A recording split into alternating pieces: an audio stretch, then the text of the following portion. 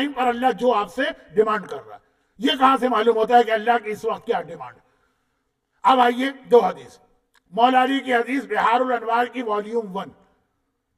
بہار الانوار ہماری ایک وہ خوش قسمت کتاب ہے کہ مومنین کو اس کا نام کہیں سے پتا چل گیا. اس کی پہلی والیوم 2 پارٹ ہے. پارٹ 1 عقل کی حدیث ہے, پارٹ 2 علم کی, اور شاید جہاں تک مجھے یاد پڑ رہا ہے پہلی حدیث یہی ہے کہ مولا نے ایک دن ممبر پہ بیٹھ کے کہا الناس والا ثلاثت اصناف, دنیا کے تمام انسانوں کی 3 قسمیں, عالم یا وہ عالم ہے علم دے رہے, اور متعلم یا طالب علم ہے علم لے رہے, اور یا پھر ہومج کیڑے مکوڑے ہیں, کاکروچ جو گھر میں گندگی اور غلاظت رہے تو جو کیڑے پیدا ہو جاتے ہیں. مولا نے کہا ہمارا شیعہ یہ پہلے گروپ میں یا دوسرے میں. یہ مولا کی ایک حدیث سنی. اب آئیے 8ویں امام کی حدیث, امام زمانہ سے ریلیٹڈ. فرمایا جب میرا بیٹا ظاہر ہوگا. ابھی آپ نے سنا نا کہ 8ویں امام نے امام زمانہ کے لیے بہت سارے ہمیں ارشادات تعلیم کیے ہیں, اس میں یہ حدیث کہ جب ہمارا بیٹا ظاہر ہوگا تو ہر وہ 20 سالہ نوجوان لڑکا ہو کہ لڑکی قتل کر دیا جائے گا جو حلال و حرام کے مسائل نہیں جانتا, حلال و حرام کی. اچھا اب یہ بھی ایک لوگوں کو عجیب بات لگتی ہے کہ امام زمانہ رحمت للعالمین کا بیٹا وہ کیا تلوار ہی چلاتا رہے گا, قتل ہی کرتا رہے گا؟ نہیں, ایک پرابلم سنیے پہلے. آپ کا گھر کسی نے قبضہ کر لیا. پہلے ہم سمجھتے تھے کہ آسٹریلیا میں ایسا نہیں ہوتا ہوگا, یہاں بھی ہوتا, لیکن چلے انڈیا پاکستان, اور اس کا اپنا گھر تو ہے نہیں. آپ اپنا گھر یہاں رینٹ پہ دیتے ہیں, بہت رینٹ کے قانون وغیرہ ہیں, لیکن مخالفت کرنے والے ایسی مخالفت کرتے ہیں کہ آپ کے گھر کا ستیاناش. اب آپ کو گھر واپس مل گئے, آپ نے دیکھا کوڑا ہے, کرکٹ ہے, غلاظت ہے, گندگی ہے, مکھی ہے, مچھر ہے, کاکروچز ہیں, پتہ نہیں اور کتنے ٹائپ کے کیڑے. آپ کیا کرتے ہیں؟ فیمیگیشن کرتے ہیں صفائی کے ساتھ, وہ اسپرے چھڑکتے ہیں تاکہ یہ سارے کیڑے مکوڑے ختم ہو, آپ کا گھر صاف ستھرا ہو. مولا نے کہا جو نہ عالم ہے نہ طالب علم ہے وہ کیڑے مکوڑے. لیکن اب یہ دنیا, امام کا گھر وہ غیروں کے قبضے میں ناجائز قبضہ کر کے بیٹھے.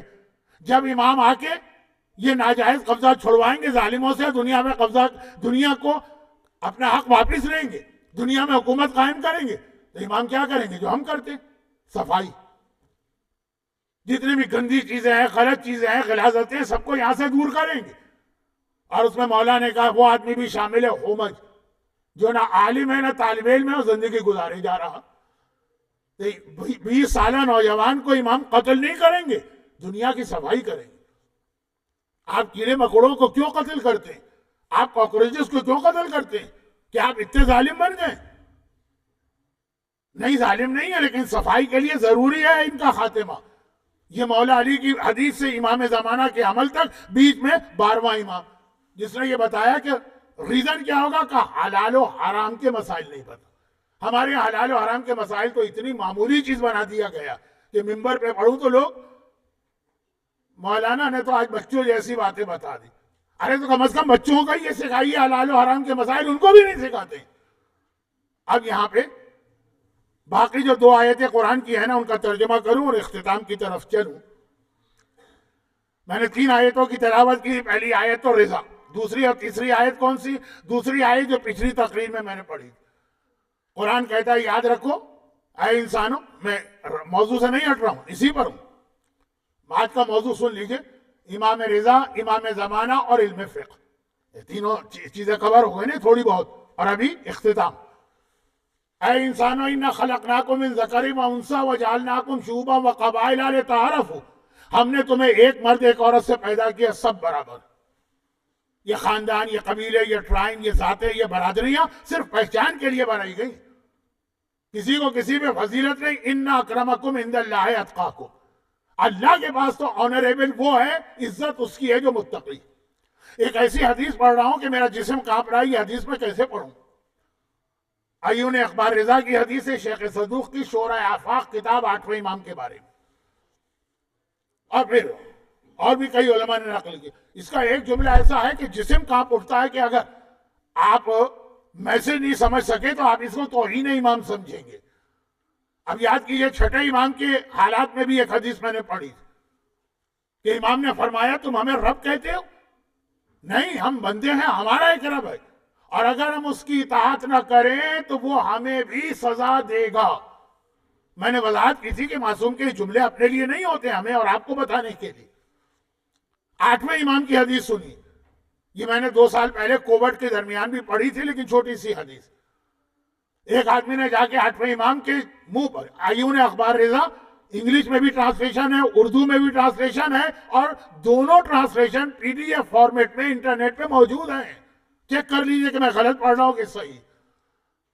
تو اب ایک بار اس نے آ کے امام کے شیخ صدوق کی کتاب ہے صرف 8ویں امام کے حالات پر، 500 صفحے کی 2 والیوم ہے، تقریباً 1000 صفحے۔ اب وہاں پہ یہ ہے کہ اس نے امام کی تعریف کی اور کہا کہ مولا آپ سے زیادہ عزت والا کون؟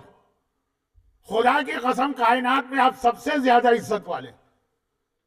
امام نے کہا رک جا، اس طرح سے اللہ کی قسم نہ کھا، جو مجھ سے زیادہ متقی ہے وہ مجھ سے زیادہ عزت والا ہے، کیونکہ اللہ کی عزت صرف تقوی سے ملتی ہے، خاندان سے نہیں۔ اب ہمیں تو پتا ہے نا کائنات میں سب سے زیادہ تقوی ان کے پاس، یہ متقی نہیں ہے، یہ خود تقوی ہیں، جو ان کو نہ مانے وہ متقی بن نہیں سکتا۔ لیکن 8واں امام ہم کو سمجھا رہا وہی آیت کی تشریح کہ ہمارا جو اللہ کی بارگاہ میں اتنا بڑا اسٹیٹس ہے، جو ہم چوزن ہیں، وہ اس لیے کہ ہم اللہ تقوی اختیار کرتے ہیں۔ ایک لفظ ہے آگے وَأَطَاعُوا، اور ہم اس کی اطاعت کرتے ہیں۔ یہ 8ویں امام کی حدیث ہے، الفاظ پڑھتے ہوئے بھی میں گھبرا رہا تھا، لیکن چونکہ آیت میں جو پڑھ رہا ہوں 2 ہفتے سے، یعنی 2 تقاریر سے، اس کے اندر یہ اِنَّ أَكْرَمَكُمْ عِندَ اللَّهِ أَتْقَاكُمْ متقی بنو۔ جب امام کے اپنے بھائی زید نے امام کے خلاف بغاوت کر دی، میں نے کہا تھا نا چھٹے امام کے زمانے سے جو 2 میسج تھے، پہلا میسج تھا علم حلال و حرام سیکھو، وہ آگے۔ دوسرا تھا دشمنوں نے خاندان میں پینیٹریٹ کر کے بھائیوں کو بھائیوں سے لڑا دی، اور کس بھائی سے لڑایا؟ جو امام معصوم ہے۔ چھٹے امام کے بیٹے 7ویں امام کے خلاف ہو گئے، 8ویں امام کے اپنے بھائی یعنی 7ویں امام کے بیٹے، چھٹے کے بیٹے 7ویں کے خلاف ہوئے، 7ویں کے بیٹے 8ویں کے خلاف ہوئے۔ کم سے کم 4 کے نام آتے ہیں جو اپنے بھائی کے خلاف ہیں، 8ویں کے 4 بھائی، ٹھیک ہے، مائیں الگ الگ تھیں، یہ بتا دوں، جس میں ایک بہت ہی مشہور نام، اچھا یہ بھی عجیب بات ہے، چھٹے امام کا جو بیٹا سب سے زیادہ 7ویں کے خلاف ہوا اس کا نام تھا عبداللہ۔ اچھا چھٹے امام کی کنیت اسی پر ہے ابو عبداللہ، جس پر چھٹے امام کی کنیت ہے وہی سب سے زیادہ خلاف ہو گیا چھٹے امام۔ 7ویں امام کی کنیت ہے، کئی کنیتیں، ابو الحسن بھی ہے، ابو ابراہیم، جو بیٹا ابراہیم ہے جس کی وجہ سے وہ 8ویں کے خلاف ہو گیا، میں مانتا ہی نہیں ہوں آپ کو امام۔ اور زید النار، تو زید النار نے کہا کہ میں نہیں مانتا امام، میں جو بھی گناہ کروں گا، میرا باپ امام معصوم ہے، میری دادی فاطمہ زہرا ہے، ہمارے اوپر جہنم حرام ہے۔ 8ویں امام نے مجمع میں جا کے کہا تو جھوٹ بول رہا ہے، ہمارے اور تمہارے بابا اتنی اطاعت کر کے جنت میں جائے، تو اتنے گناہ کر کے جنت میں جائے، کیا تو اپنے باپ سے بھی بڑا ہو گیا؟ بہت اہم خطبہ ہے لیکن میں پورا نہیں پڑھ رہا ہوں۔ تو اب یہ امام کے گھر میں اس طرح سے یہ لوگ خود امام کے گھر میں دشمن داخل ہو گئے، امام کے بھائیوں پر انفلوئنس، اور 8واں امام اس میں پیغام یہی دے رہا، اللہ کے پاس عزت اس کی ہے جو متقی۔ اور یہاں بھی وہی سوال کہ متقی بننے کے لیے پہلی شرط ہے کہ پتہ ہونا آپ کو کہ حلال کیا ہے حرام کیا۔ آج تیسری آیت میں نے پڑھی، اس کا بھی ترجمہ کر کے اختتام پر آ جاؤں، سورہ توبہ کی آیت ہے۔ اور آج بھی اگر آپ کبھی عرب دنیا میں قرآن پڑھیں نا، یہ آیت آپ پڑھیں گے اور سارے عربوں کے چہرے آج بھی اتر جاتے ہیں، کیونکہ وہ تو عربی سمجھ رہے ہیں نا۔ آیت ہے الاعراب اشد کفرا و نفاقا، یہ جو عربی لوگ ہیں نا، بدھون، دیہاتوں میں رہنے والے، دیہات بھی نہیں جنگلوں میں رہنے والے، یہ سب سے بڑے کافر ہیں اور سب سے بڑے منافق ہیں۔ ایک تو ہوتا ہے کافر، ایک ہے اشد کفرن، شدید ترین کافر، سپرلیٹو ڈگری، ایک ہوتا ہے منافق، ایک ہوتا ہے اشد نفاقا، سب سے بڑا یہ منافق ہے۔ بہت تشریح ہے، اس کی طرف نہیں جاتا ہوں۔ اب یہ حدیث یا چھٹے کی ہے یا 8ویں کی، کہ فرمایا انہوں نے کہ دیکھو حلال و حرام کا علم حاصل کرو، یتفقہ فی الدین، دین میں فقہ، علم فقہ حاصل کرو، ولا تکونوا عربیاً، اور خبردار عربی نہ بننا. جس کے پاس یہ حلال و حرام کا علم نہیں ہوتا ہے وہ عربی بنتا ہے، اور عربی وہ ہے جو سب سے بڑا کافر ہے، سب سے بڑا منافق. قرآن کے دو اصول آ گئے. جو متقی ہے وہ اللہ کے پاس آنریبل ہے، جو عربی ہے یعنی حلال و حرام نہیں جانتا وہ سب سے بڑا منافق. اسی لیے چھٹے امام نے بھی ساری زندگی کا علم حلال و حرام، اور آٹھویں نے بھی یہی کہا. آٹھویں نے تو اتنا زیادہ اس کو پروموٹ کیا کہ پہلے وہ حدیث آ گئی 20 سال کا نوجوان قتل ہو جائے گا، اور دوسری طرف اتنی حدیثیں بتائی علم حلال و حرام کی کہ پوری ایک کتاب بن گئی فقہ الرضا. اگرچہ یہ آٹھویں امام کی اپنی کتاب نہیں ہے، لیکن اس میں وہ حدیثیں ہیں آٹھویں امام کی. فقہ الرضا ایک کتاب ہے پوری ہمارے یہاں، اور اسی حوالے سے باقی چیزیں بیان کرنے کا موقع نہیں ہے. حلال و حرام کا علم نہیں آتا تو آدمی اپنے آپ کو خود مصیبت میں پھنساتا. میں بہت چھوٹی سی 2-3 مثالیں جلدی جلدی دے دوں، بہت جلدی جلدی، تو مختصر کر کے بھی 1 گھنٹہ تو ہو گیا، 1 گھنٹہ اور 2 منٹ، بہت ہی جلدی جلدی. دیکھیے اسلام کے بہت سارے واجبات ایسے ہیں یا حرام ایسے ہیں کہ جس پر ہم عمل اس لیے نہیں کرتے. حرام پہ عمل کا مطلب ہے حرام چھوڑ دینا، یہ وہ مشکل ہوتے ہیں، زحمت ہوتی ہے، اس میں کوئی قربانی دینا پڑتی. جیسے نماز ہے، اب وضو کرو اور اپنی مصروفیات چھوڑو، جا کے رکوع سجدہ کرو اور 1-8 دفعہ ہو.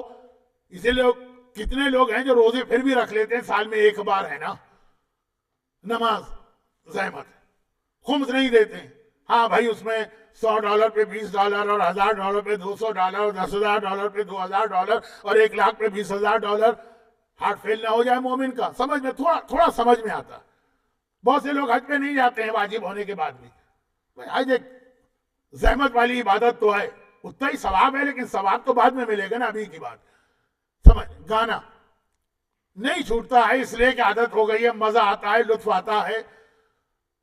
عورتوں کی بے حجابی مثلا، یہ سارے وہ چیزیں جس میں تھوڑی قربانی دینا پڑتی ہے. اس میں اگر کوئی مومن عمل نہ کرے تو اس کو کوئی گریس نہیں ہے، مارک نہیں ہے، اس کے لیے کوئی رعایت نہیں ہے، لیکن بات سمجھ میں آتی ہے کہ زحمت ہے. کون ایسی قربانی دے؟ کچھ ایسے احکامات دین کچھ نہیں کرنا ہے. ہمارے لکھنؤ میں عورتوں کا ایک محاورہ ہوتا ہے، زبان کو کہتی ہیں للو. صرف للو چلانا ہے اور آپ حرام سے نکل کے حلال میں آ جاتے ہیں، آپ مصیبت سے نکل کے راحت میں آتے ہیں صرف للو چلا کے. قرآن ایک جگہ کہتا ہے نا، سورہ عنکبوت کی دوسری آیت، سورہ عنکبوت جو آپ شب قدر میں پڑھتے ہیں، کہ کیا تم نے ایمان کو اتنا آسان سمجھ لیا ہے کہ خالی زبان سے کہو گے تو چل جائے گا؟ زبانی دعوے نہیں چلتے، لیکن کچھ احکامات دین خالی آپ کو زبان ہلانا ہے. پھر بھی اس کے لیے لوگ تیار نہیں اور اپنے آپ کو بڑے بڑے گناہ کبیرہ میں ڈالتے ہیں. مثال نمبر 1، لاسٹ مثال کو ملا دوں.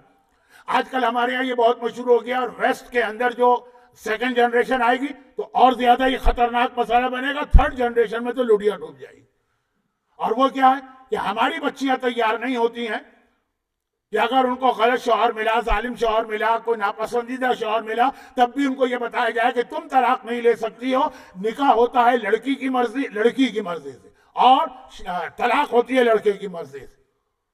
3rd جنریشن کی بچی آپ کی یہاں نہیں مانیں گی، جو یہیں پلی پڑھی، یہیں کا اسکول، یہیں کا کالج، یہیں ان کا مائنڈ سیٹ.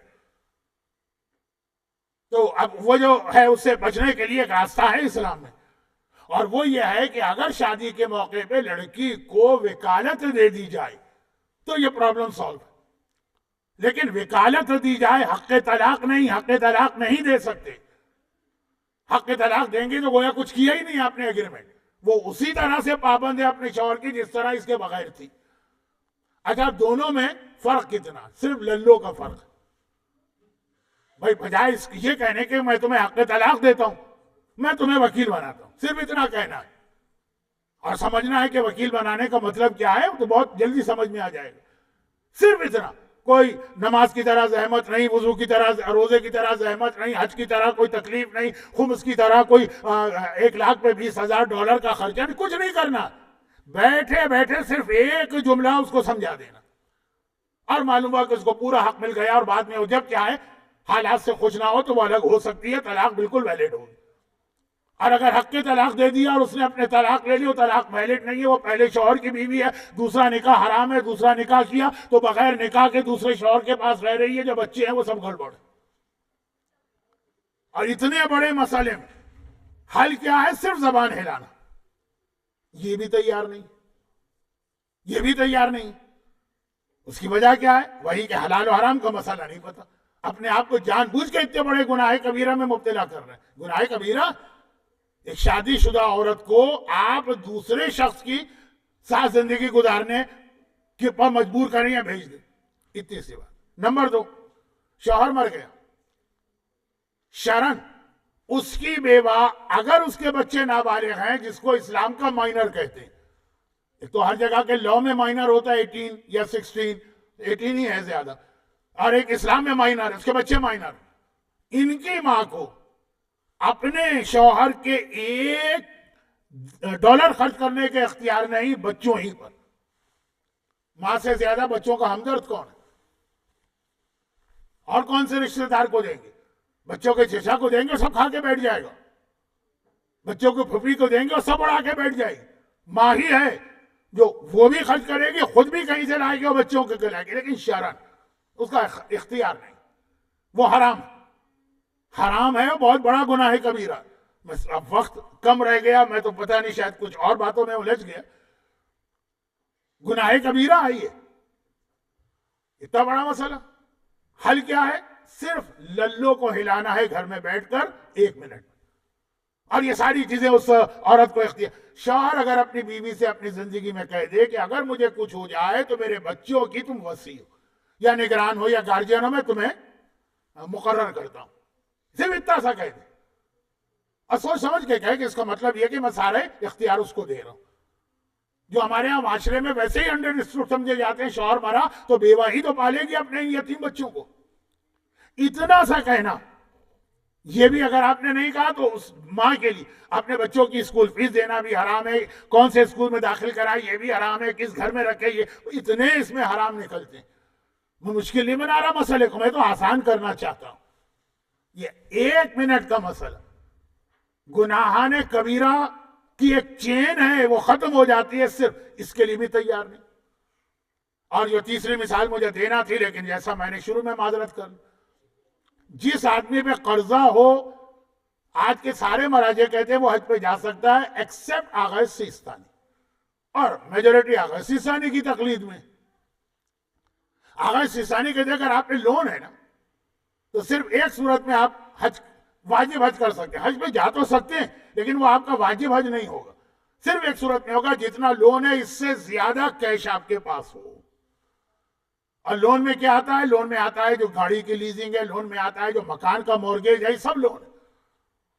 اگر آپ کے پاس مکان کا 3 لاکھ کا لون ہے اور آپ کے پاس 3,20,000 کیش بھی ہیں، تب تو آپ حج کریں گے، وہ واجب ہے، ورنہ وہ واجب نہیں مانا جائے گا.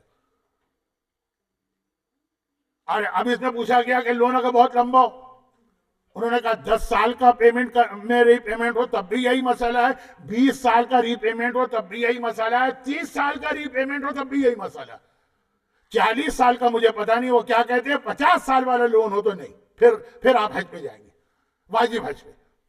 مگر 30 سال عموماً لون 30 سال کے ہی ہوتے ہیں. 30 سال تک اگر آپ کا لون، حج پر جانے سے لون پہ کوئی فرق نہیں پڑ رہا، وہ آپ کے قصے جاتی رہیں گی، لون رکے گا نہیں، جس نے لون دیا ہے وہ بھی راضی ہے، ساری چیزیں فرماتے ہیں آپ چلے جائیے، وہ آپ کا واجب حج نہیں ہوگا. پھر آئندہ فیوچر میں جب کبھی آپ پہ حج واجب ہوگا تب آپ کو جانا پڑے گا.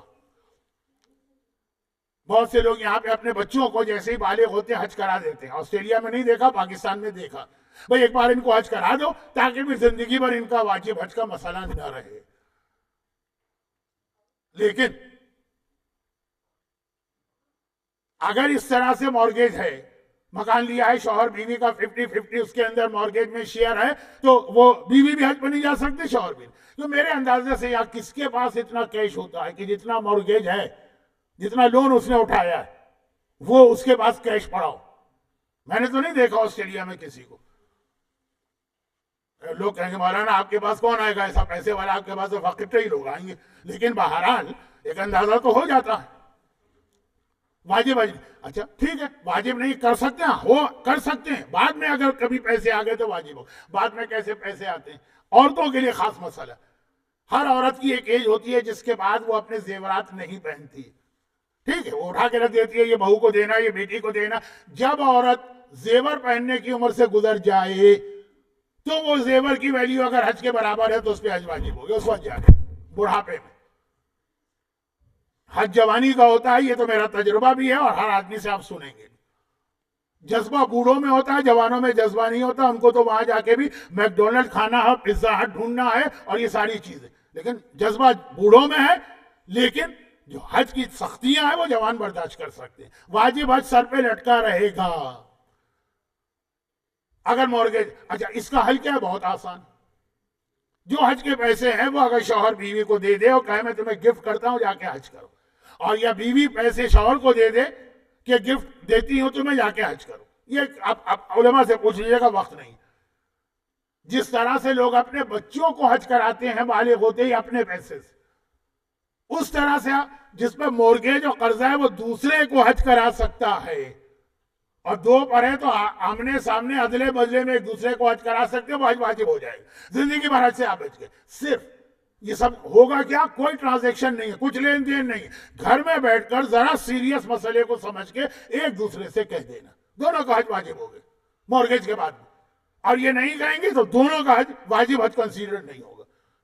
لیکن جو مسائل میں نے کہا نا، روزہ ہے، تکلیف، ابھی تو آسٹریلیا والے آرام سے 1-2 سال کے بعد جب یہاں آئیں گے 16 گھنٹے کے 18 گھنٹے کے گرمی کے ویدر میں روزے تو پتہ چلے گا، وہ نہ رکھے تو سمجھ میں آتا، جائز تو نہیں ہے، سمجھ میں آتا۔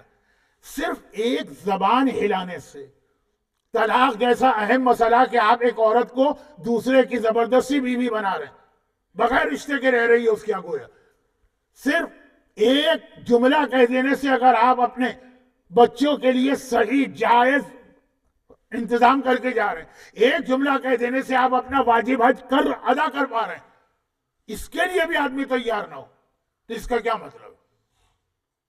اس کے 4 میں سے ایک مطلب ہے۔ نمبر 1، یا تو اس کو یقین ہی نہیں ہے اس بات پر، میں بتا رہا ہوں، انہوں نے کہا ان کی باقی باتیں کون سی اچھی ہیں کہ اس پہ بھی ہم یقین کریں، پھر ٹھیک ہے یقین نہیں ہے، لیکن پھر یہ کہ جا کے معلوم کریں جن پر آپ کو بھروسہ ہے ان سے کہ کیا یہی مسئلہ، یقین نہیں ہے آپ اس کی بات نہ مانیں ممبر والے کی، لیکن پھر معلومات کریں۔ یا یہ کہ آپ کی نگاہ میں مسئلے مسائل یہ چیزوں کی کوئی اہمیت نہیں، یہ عورت اس کی بیوی ہے، اس کے گھر میں رہے، کیا فرق پڑتا ہے، سو واٹ۔ جو امریکہ میں 3rd جنریشن ہے، جب ہم جناب زینب کے مصائب پڑھتے ہیں، بچیاں آ کے کہتی ہیں تو چادر ہی تو چھل گئی، سو واٹ۔ یہ باقاعدہ پوچھا آ کے بچی نے، بچی سے مطلب آپ کے ذہن میں 6 سال کی بچی آ رہی ہے، 22 سال کی بچی، سو واٹ، چادر ہی تو اتر گئی۔ جس پہ ہمارے ہاں لوگ غش کھا کے گر پڑتے ہیں مصائب پہ، وہ سو واٹ کہہ رہی۔ تو یا تو کوئی ایسا آدمی جس کی نگاہ میں یہ کسی کا حرام مال کھا لیا اور یتیم بچوں کا مال، جس کے لیے قرآن کی آیت ہے کہ ان الذین یاکلون اموال الیتیم یاکلون النار، یہ کوئی سادے خزن کی تقریر نہیں ہے کہ سوائے عذاب کے کچھ نہیں ہوتا، قرآن کی آیت ہے جو یتیم کا مال کھاتے ہیں، یتیم کا مال نہیں کھا رہے، وہ آگ اپنے پیٹوں میں لے جا رہے ہیں، وہ ہمارے ہاں بیوہ عورتیں کرتی ہیں۔ یا تو آپ کی نگاہ میں کوئی فرق نہیں پڑتا، یا تو دوسری بات، تو اگر ایسا دین کو اتنا عقلی سمجھا ہے تو پھر تو ایسے آدمی کا ٹھکانہ جہنم ہے، یہ تو معصوم نے فرمایا۔ یا تیسرا یہ ہے کہ کسی ایسے بہکانے والے کے ہاتھ میں آپ پھنس گئے، جو ہماری قوم میں بہت ہے، میلبرن تک میں ممبر پہ جا کے کہتے ہیں کہ کوئی پرواہ نہیں ہے، علی موجود ہے بخشش کرانے کے لیے، حسین موجود ہے بخشش کرانے کے لیے، کسی کا حق مارو کہ کوئی گناہ نہیں کرنا چاہیے، مومن کو علی جیسا ہونا چاہیے، لیکن اگر کر لو گے تو علی بخشوا دے گی۔ تو اب جب بخشوا دیں گے تو للو بھی کیوں ہلاؤ، اتنی انرجی بھی کیوں ویسٹ کریں؟ یا تو آپ ایسے کے ہاتھ میں پھنس گئے، جو آپ انڈیا پاکستان میں بہت سے ایسے لوگوں کو دیکھتے ہوں گے جو باقاعدہ ممبر سے ہی میسج دیتے ہیں، یہاں تک کہہ دیتے ہیں کہ ارے اگر تم نے گناہ کبیرہ کر کے بھی سوچا کہ مجھ پر عذاب آئے گا تو تم نے امام کے بارے میں بدگمانی کی۔ یا تو آپ ایسے کے ہاتھ میں پھنس گئے جو کہتے ہیں بڑے سے بڑا گناہ کرو، امام سب کو بخشوا کے لے جائیں گے بغیر کسی سزا کے، علی کا محب جنت میں جائے گا، اس میں شک کیا؟ حسین کا عزادار بخشا جائے گا، اس میں شک کیا؟ مگر جو گناہ کیے اچھا اس وقت یہ سمجھ میں آتا ہے جب کوئی ہمارا حق کھا کے بیٹھ جائے، ہمارے مکان پہ قبضہ کر کے بیٹھ گیا، ہم نے محنت سے بنایا، کسی نے کہا بھائی وہ بھی تو مومن ہے، ہم نے کہا بھاڑ میں جائے وہ مومن، ہمارے مکان پہ قبضہ، اس وقت کچھ یاد نہیں آتا، یہ بھاڑ میں نہیں جائے گا، یہ کراچی کا محاورہ ہے، بھاڑ وہ کہتے ہیں جس میں چنے کو بھونا جاتا، باقی جگہ محاورہ جہنم میں جائے، نہیں اس وقت یاد نہیں آتا آپ جہنم میں بھیج رہے ہیں اپنے مومن بھائی کو کیونکہ آپ کا حق دبا کے بیٹھ گیا، تب بھول گئے امام کی شفاعت بھی اور عزاداری بھی اور مولا علی کی محبت نہیں، بتایا ہم بخشوائیں گے، ہم کس لیے، لیکن گناہ کی کچھ نہ کچھ سزا برداشت کرنا، جو دعائے کمیل میں طعم عذاب عذاب کا مزہ چکھا، اللہ کے عذاب کا مزہ ہی اتنا سخت ہوتا، یا تیسری یہ بات، اور یا پھر چوتھی بات، بھئی یا تو آپ کو یقین نہیں ہے بتانے والے پر، وہ آپ کا حق ہے، لیکن پھر آپ جس پر یقین ہے اس سے پوچھیں، یا یہ کہ آپ کی نگاہ میں یہ حلال حرام، یہ پیسے کھانا، یہ عورت کا 10 آدمیوں کے ساتھ جا کے رہ جانا کوئی مسئلہ ہی نہیں، یا تو یہ بات ہے کہ دین کوئی اہمیت نہیں رکھتا، یا یہ کہ آپ کو یقین کامل ہے کہ اللہ کوئی سزا نہیں دے گا، اور یہ تینوں باتیں غلط ہیں، یا چوتھی بات یہ ہے کہ معلومات ہی نہیں ہے، یہی تو پرابلم ہے جو امام فرما رہے ہیں، حلال و حرام کا علم سیکھو تو جتنے جو ایزی مسئلے جس کے اندر بڑے بڑے گناہ چھپے ہیں اس سے تم بچ جاؤ گے، یہ 8ویں امام کی زندگی کا خلاصہ تھا۔ چنانچہ آپ دیکھتے ہیں کہ مامون جو بلایا کے لایا، امام کی سختیاں اسے برداشت نہیں ہوئی، کیا سختیاں تھیں، امام وضو کر رہے ہیں، ایک مومن دوڑا آیا، پرانے زمانے کا وضو ہے نا جس میں یہ نل ول تو تھے نہیں، لوٹے میں پانی ہوتا ہے، اٹھا کے چلو میں لیتے، وہ ہے مولا میں پانی ڈال دوں، امام نے کہا خبردار اس پانی کو ہاتھ نہ لگانا، کیوں مولا میں نجیس ہوں کہ کیا ہوں، کہا نہیں میں اس وقت وضو کے لیے پانی لے رہا ہوں، ہاں یوں ہی ہاتھ منہ دھو رہا ہوتا اور تم میری ہیلپ کرتے الگ بات، یہ وضو اللہ کی عبادت، اور قرآن کہتا ہے من کان یرجو لقاء ربہ فلیعمل عملا صالحا ولا یشرک بعبادت ربک احدا، رب کی عبادت میں کسی کو شریک نہ کرو، وضو رب کی عبادت ہے، میں اس میں کسی کی شرکت برداشت نہیں کروں گا۔ اور پھر جب مامون کے محل میں گئے دیکھا وہ وضو کر رہا اور اس کا غلام پانی ڈال رہا، امام نے فوراً ٹوک دی، کہا یہ کیا کر رہے، یہی آیت تلاوت کی، شریک نہ ہو۔ میں ایک مثال پہ ایک واقعہ بیان کر کے ختم کر رہا ہوں، یہی واقعہ، یہ سختی تھی جو امام حلال و حرام کے مسائل کی خلاف ورزی دیکھتے ہیں وہی ٹوک دیتے ہیں، ہم ایک عام مومن کو نہیں ٹوک پاتے، وہ 2 باتیں ہم کو سنا دے گا، کچھ اور نہ صحیح تو کل ایک ٹویٹ بھیج دے گا ہمارے خلاف۔ یہ آج کل سوشل میڈیا ہے نا، ایسا بے لگام گھوڑا بن گیا ہے جو بھاگتا چلا جا رہا ہے، جس کو چاہے آپ اس کے نیچے ڈال کے رون دیں، اور وہاں امام مامون رشید جیسے اس وقت کے دنیا کے سب سے بڑے حکمران کو ٹوک رہے ہیں، دنیا کا اسلامی اس وقت ملک سب سے بڑا تھا، یہ برداشت نہیں ہو رہا، اس مومنہ سے نماز برداشت نہیں ہو رہی، یہ مامون سے یہ برداشت نہیں ہو رہا ہے کہ میرے غلام کے سامنے مجھے ٹوک دیا، بڑے دربار میں بھی ٹوکا جب سید پکڑ کے لایا گیا اور امام نے کہا ہاتھ اس کا نہیں کٹے گا، ہاتھ تیرا کٹے گا، وہ واقعات مشہور ہے زندگی بھر، اور پھر کہتے رہے کہ یہ والا عمل ہے حلال و حرام سیکھنا جو تمہارے کام آئے گا جب امام زمانہ آئے، اور اسی موقع پر یہ جملہ بھی عرض کر دوں کہ آج کی رات جو ابھی گزر گئی ہمارے 8ویں امام کی ولادت کی رات، اور 8واں امام اس کا نام، لقب، کنیت، دادا سے اس کے حالات کی مشابہت، امام زمانہ کے لیے تیاری، ساری چیزیں میں نے بتا دی، تو بس 2 جملے آخری، یعنی اب تقریر ختم ہو گئی، اب سلام عقیدت پیش کرنا ہے جس کو اللہ نے وسیلہ بنایا 8ویں امام کے اس دنیا میں لانے کا، اور وہ ہیں نجمہ خاتون۔ جناب نجمہ خاتون کے حوالے سے یہ 2 باتیں، 2 الگ الگ روایتیں ہمارے یہاں، اور یہ بھی ایک ظلم ہوا اہل بیت کے گھرانے پر کہ ان کی ماؤں کے حالات ہمارے سامنے یا لانے نہیں دیے گئے یا ساتھ میں جھوٹی روایت بنا کے اس کو شک میں ڈال دیا گیا، لیکن اتنا ہے کہ نجمہ خاتون 7ویں امام کی وہ بیوی جن کے حوالے سے ہمیں ایک واقعہ وہ یاد آ جاتا ہے کہ جب جناب شہر بانو کی امام حسین سے شادی سے پہلے شہزادی فاطمہ آئی تھی، ایک واقعہ وہ یاد آ جاتا ہے جب 12ویں امام کی والدہ یعنی نرجس خاتون کی شادی سے پہلے شہزادی فاطمہ آئی تھی.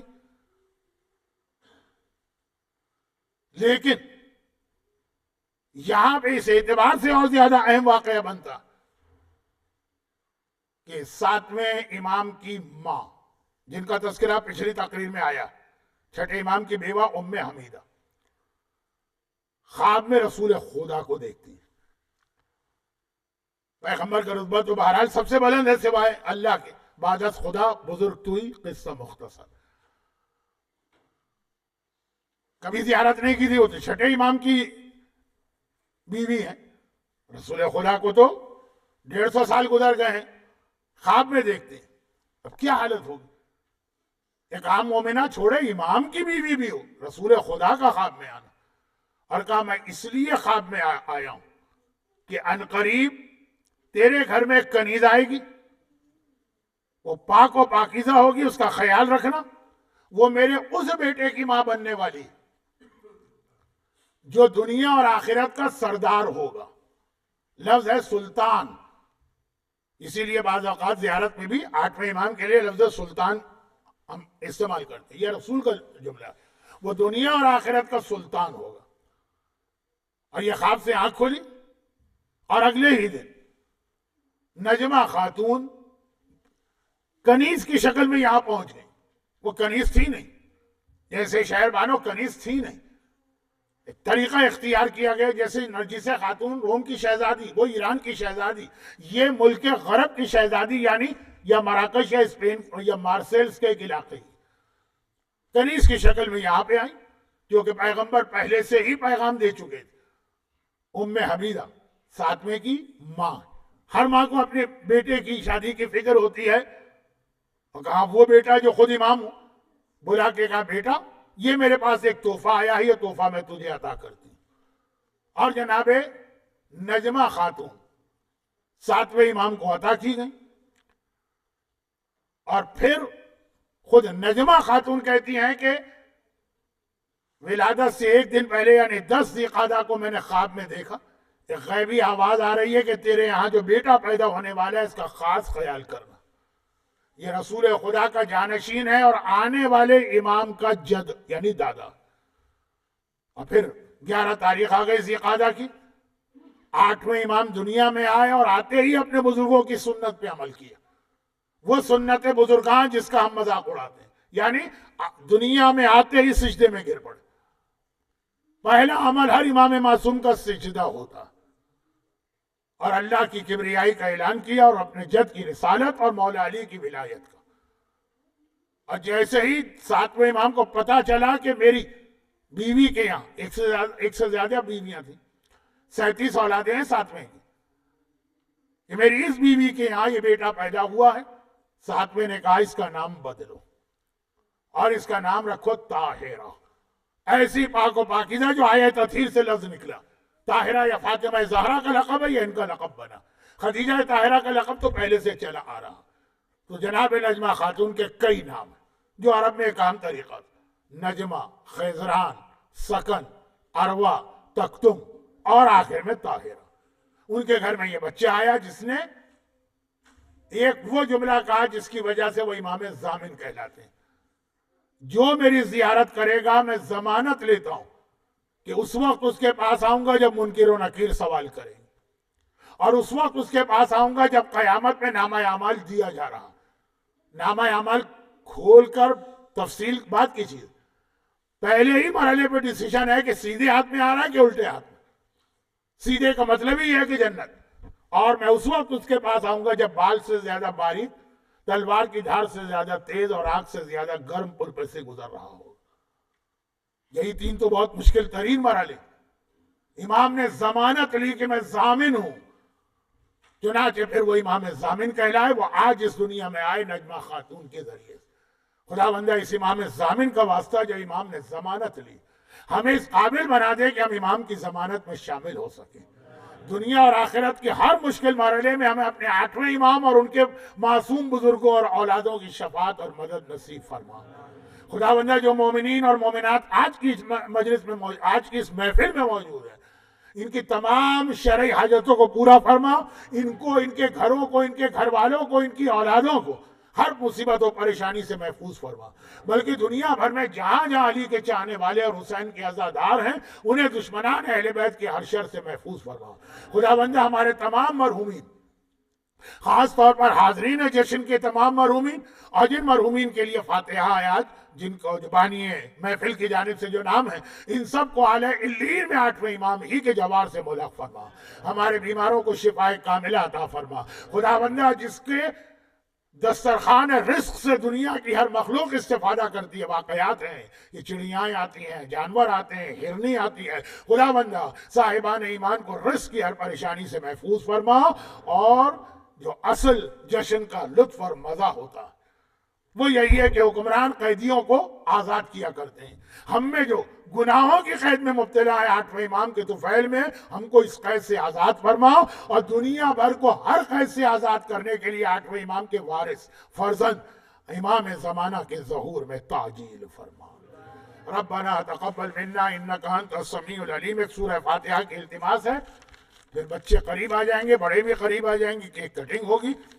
फिर भी खासा वक्त मैंने ले लिया, सॉरी, क्योंकि अब रबीउल अव्वल में जाके कहीं हमारी आपकी मुलाकात होगी। मरहुमा वहीदा खानम बिनते मिर्ज़ा हैदर अली बेग, मरहूम मीर मोहम्मद रजा रज़वी, मरहूम सैयद अस्करी हुसैन रज़वी, नूरानी फैमिली के तमाम मरहूमीन, पोपाटिया फैमिली के तमाम मरहूमीन, डोसा फैमिली के तमाम मरहूमीन। आज की इस जश्न की तकरीर में जितने मोमिनीन और मोमिनात हैं, इनके खानदान के तमाम मरहूमीन, कुल अमवात मोमिनीन और मोमिनात, इन सब के लिए एक मरतबा सूरह फातिहा। बिस्मिल्लाहिर्रहमानिर्रहीम अल्हम्दुलिल्लाहि रब्बिल आलमीन अर्रहमानिर्रहीम मालिकि यौमिद्दीन इय्याका नअबुदु व इय्याका नस्तईन इहदिनस सिरातल मुस्तकीम सिरातल लज़ीना अनअमता अलैहिम गैरिल मग़ज़ूबि अलैहिम वलद्दाल्लीन। बिस्मिल्लाहिर्रहमानिर्रहीम कुल हुवल्लाहु